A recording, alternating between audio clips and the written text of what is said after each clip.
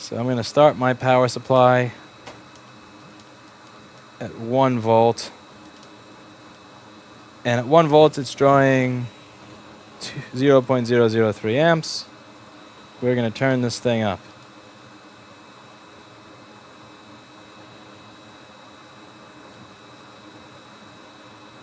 At 3.2 volts, it's drawing 0.2 amps, which is virtually nothing.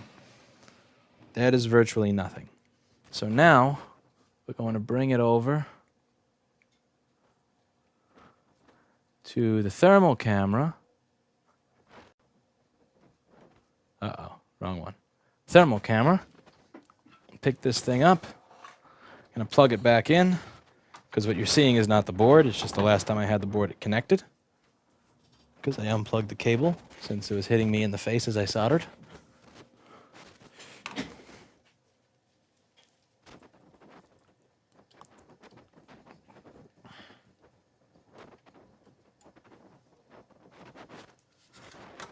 Okay. That's my hand. Okay, let's move this camera into place.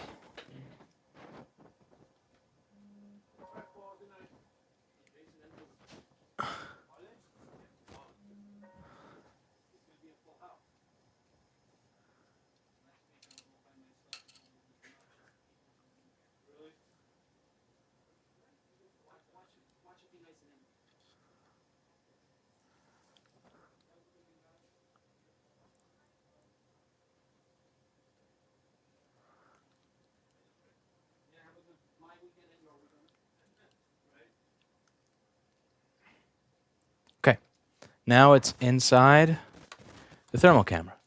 Now, the way this works, supposedly, is when we hit this button, it's going to bring up what the hottest part of it is. So if you look over here, it says 31 Celsius, 32 Celsius, 35 Celsius, 34 Celsius, 31 Celsius, but there's this one little dot over here. Greetings from sunny Sydney, Australia. Been watching your videos on and off for a while, and I'll keep up the good work on the boards and right to repair. I will do, Colonel Panic. And I will fight you by replacing C9560 every day of the week and reflowing you 8900 until there's no more of you left. No more Colonel Panic. Anyway, so if we look right over here, 56 Celsius. Over here, 36. Over here, 56. And you can't really see it until you hit the button. So you can get an idea that like this area is the one that's getting hot. Now, some of you may wonder, Louis, why didn't you hit this button beforehand? Louis, when you did the review of the thermal camera, why did you never hit the button?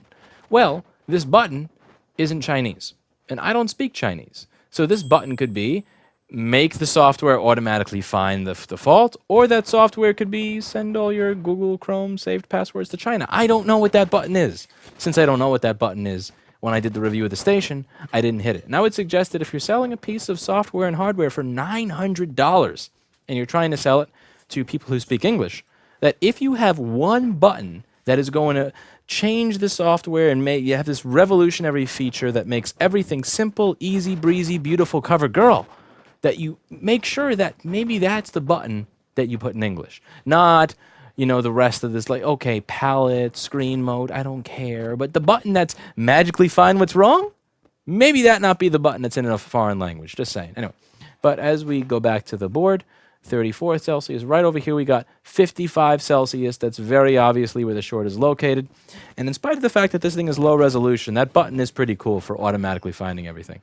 I do think of this thermal camera in a much better light after having this button, the magic button. As you can see, when I hit the magic button, and you can see where to find this camera if you check out the $900 thermal camera review video that I did. There's a link there. Is when I hit the button, it goes from just being this random mess of could be anything to immediately says, right there, there's the fault. And that's actually really cool. That's really cool. It's just, I know I keep harping on it. It's just one of those things. For $900, you got to make that button in English. Or at least make it a multilingual, multicultural button. So let's figure out what that chip is for. I'm going to turn off my power supply right now, and you'll probably see that that little light goes out. Yep. See? Turn it on, power supply. Turn off power supply. It doesn't really make a difference when everything's in view, but when I hit the button, it makes all the difference in the world. See that? Off. On. Off. On. I gotta say, I do have more respect for the tool. Don't get me wrong. I have a great respect for this tool. And the reason is for the last, I would say, how long do you think this has been, Paul, that I've been asking Paul Daniels to put a button on his software that shows you the fault? Since he came out with it. It's been like 2 years now that I've been saying, Paul, listen, I know you say you're a good programmer, and you say you have like 15 or 20 years of experience, but if you really had that much experience, your software would find the fault for me. So somebody beat you to it, man. This software literally finds the fault at the click of a button. So the people who sell this thermal imager have managed to accomplish what Paul Daniels has not. What he has failed to do, which is make software that automatically finds the fault. But if Paul made this software, I bet he would make it a multilingual button. Anyway, so let's get on to actually fixing the problem and getting this thing off my desk. And I got to make this cable routed somewhere better later so it doesn't hit me in the face anymore. So